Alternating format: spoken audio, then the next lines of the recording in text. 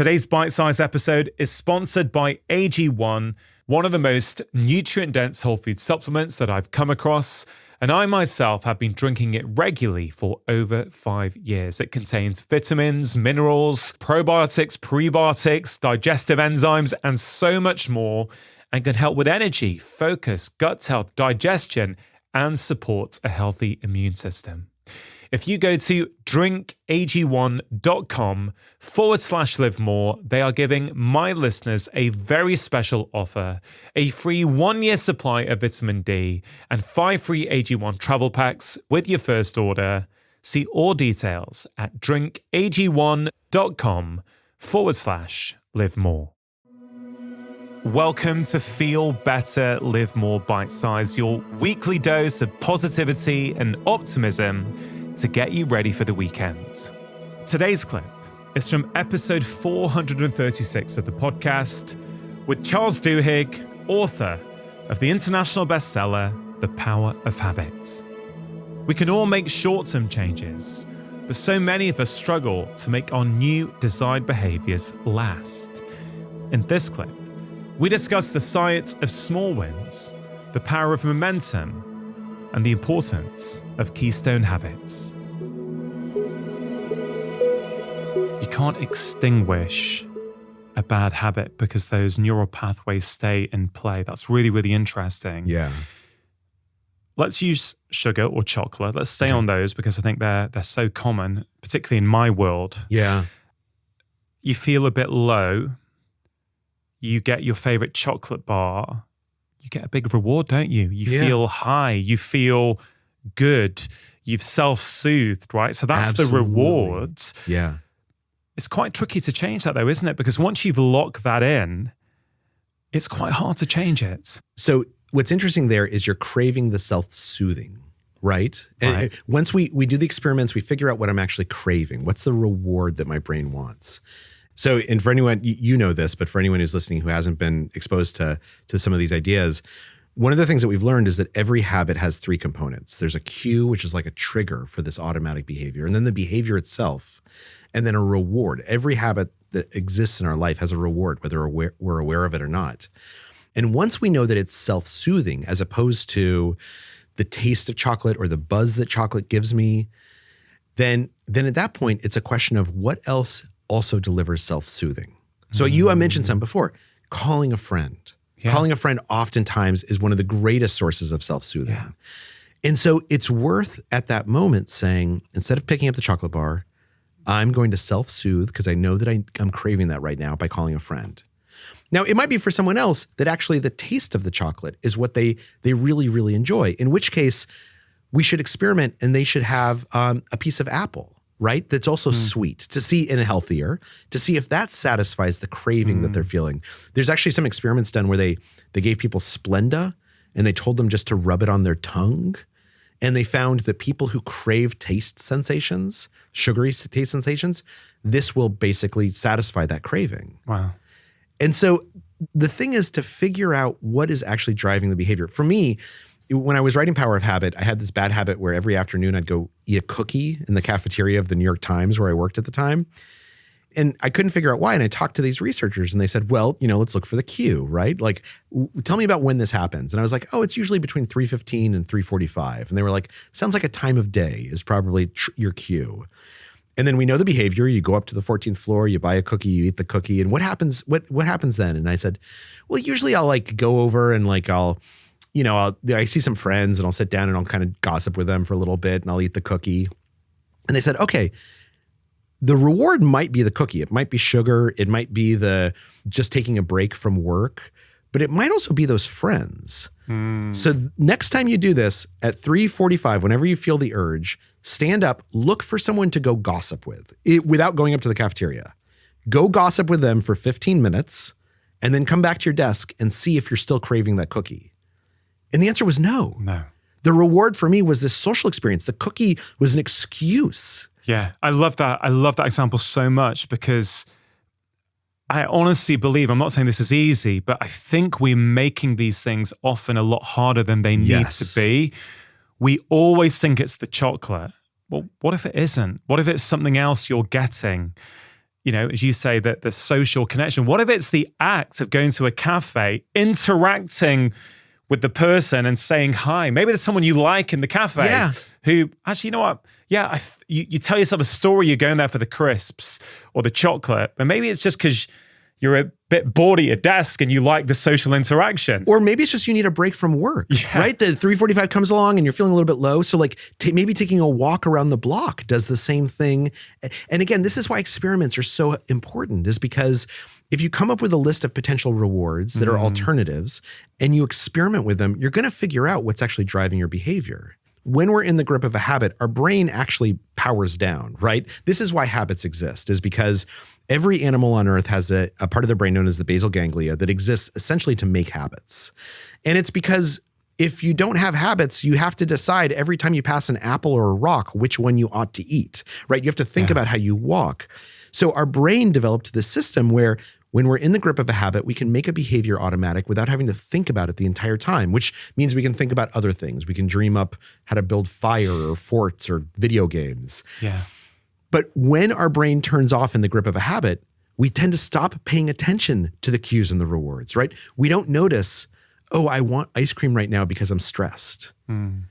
Some part of us knows, but it's very easy to ignore that voice. And when you pull it into the forefront of your brain, when you make yourself start thinking about it again, and someone says, oh, my cue is stress, I usually turn to sugar. Sugar actually does not solve this problem for me. It's a crutch, but there's another behavior that would be healthier and provide the same reward. Then all of a sudden, change becomes so much easier. Yeah. And it doesn't mean that change is easy. No. But it means change is easier. Now, so this is for changing behaviors. The other question often is, how do we create a new habit?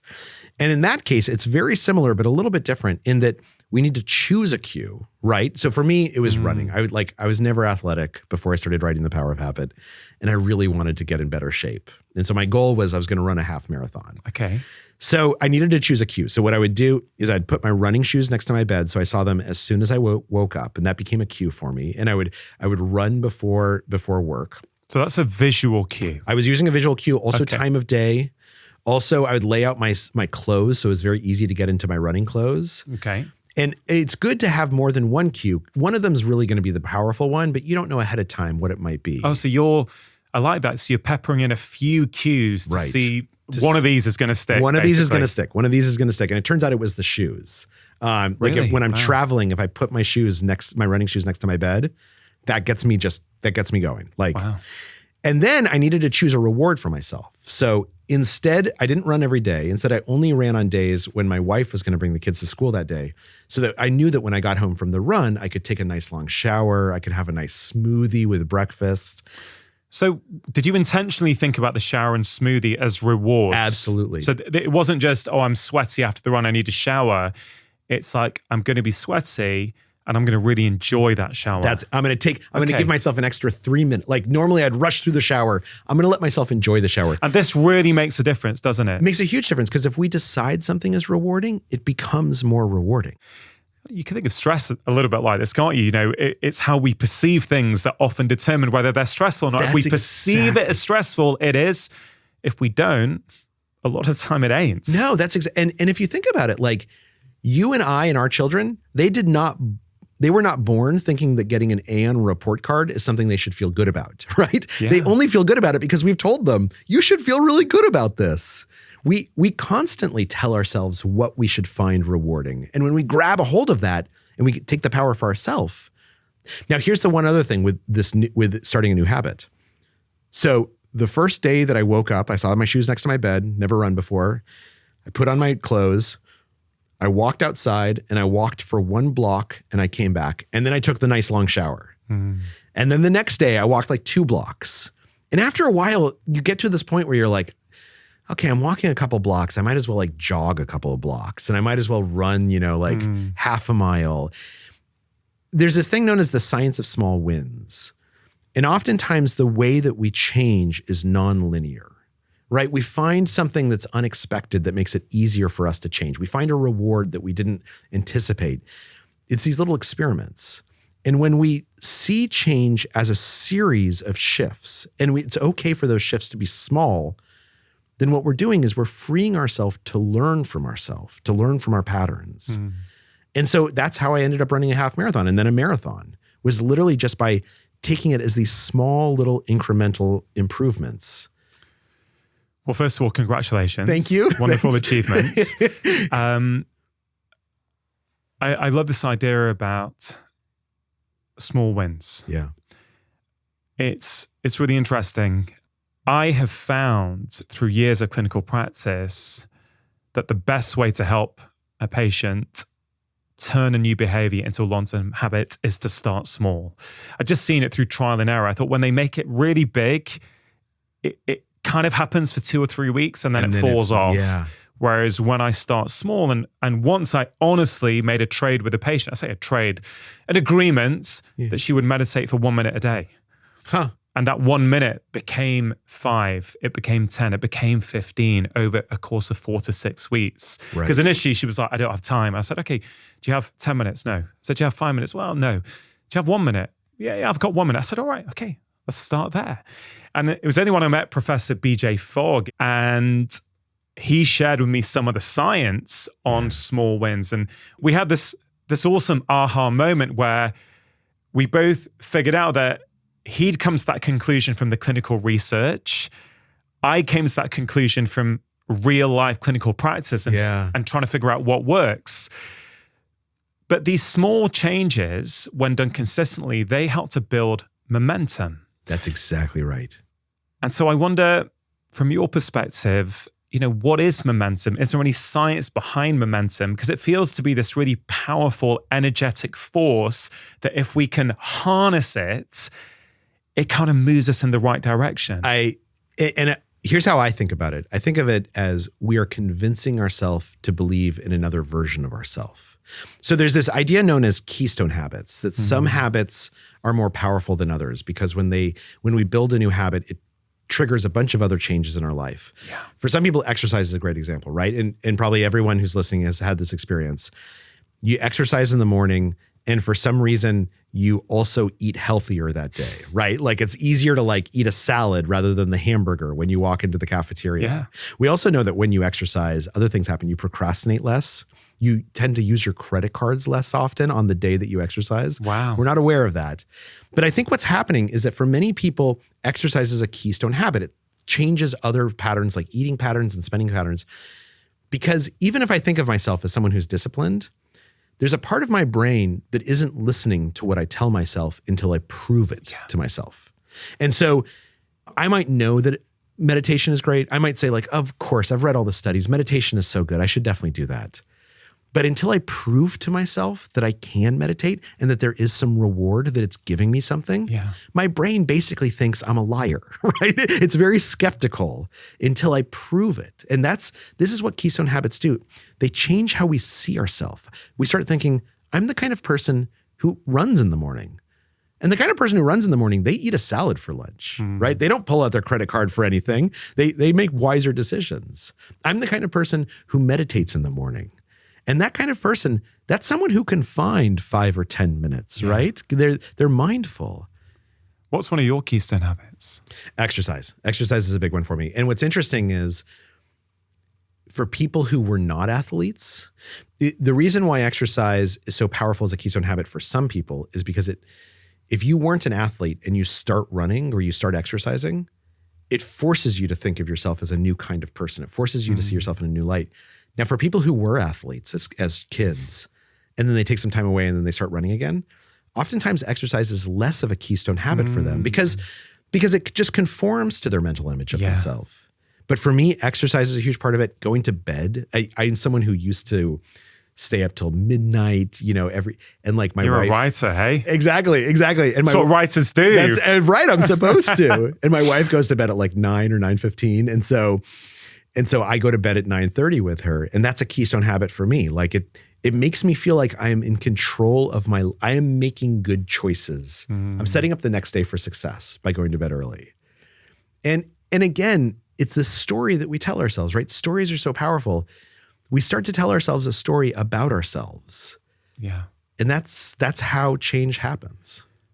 Let's say someone has just heard that and is thinking about a keystone habit for themselves and thinking, because I would agree, I think it's an excellent thing to pay attention to, which is that one habit that when you do it automatically means that these next 5 things are going to be better. Exactly. Always been thinking about that with my patients. It's trying to figure out, you could tell them 10 different things, but what's the one big one that when they get that right, those other things are going to happen automatically. Right, all on their own. For me, it is my morning routine, right? When I do it, even if it's a cut down 10, 15-minute version of it, I'm basically showing myself, yeah, you know what? It doesn't matter how busy the world is or how much stuff you have to do with the kids or for your mom or your wife. You know what? I still made time for myself. Yeah. I'm worth it. Yes. Right? I can rely on me. I can trust myself to say I'm going to do it and follow through. Oh, that's so wonderful. That is such a wonderful way of putting that reward. And that, I'm sure that makes it more rewarding. I think it does. And I'm keen to emphasize that I've been working on this for many years now. Because I don't want anyone to listen to this conversation and then suddenly go, wow, I need to try and do Dr. Chatterjee's 45-minute routine straight away. It's like, hey, I was rubbish for a few years. I'd do it for a bit, I'd fall off. I just realized more and more that, when I do it, I'm a better human in every aspect of my life. I'm a more patient husband. Yeah. I'm more present with my kids. I'm calm. I'm more productive. Do you know what I mean? It's absolutely. So for me, that's one of my keystone habits. But a lot of people find this stuff uncomfortable, right? So I wonder, Charles, what you would say to someone who goes, okay, I know what I want to do. Am I going to find it hard forever? Or is it just going to be hard for a few weeks? At some point, will it no longer feel hard and it will become automatic? You know, how would you help them think about that? So I'd say 2 things. Number 1 is trying to figure out what your keystone habit ought to be. One way that you can do that is ask yourself, what kind of change seems irrationally frightening to me, right? Like before I became a runner, when I thought of running, it was a little I was like, I'm going to look terrible in those like spandex, right? Like I look so goofy when I'm running. So it was irrationally scary. That's a sign that this kind of change will be meaningful to you. It's going to change how you see yourself. Then the second part of your question, which is, will it be hard forever? The wonderful thing is, again, and back to the basal ganglia, there's a part of our brain that literally exists to make that pattern easier and easier and easier. So is it going to be really easy on day 3? No, but it's going to be easier than it was on day 1. And by the time you hit day 21 or you hit day 30 or day 45, at some point it's going to become a habit. You won't even think about it anymore. Yeah. You'll just do it automatically. You'll put on lace up your shoes, go out for a run, and you'll be looking forward to the podcast that you're listening to. And it won't even occur to you to think about like, this is hard.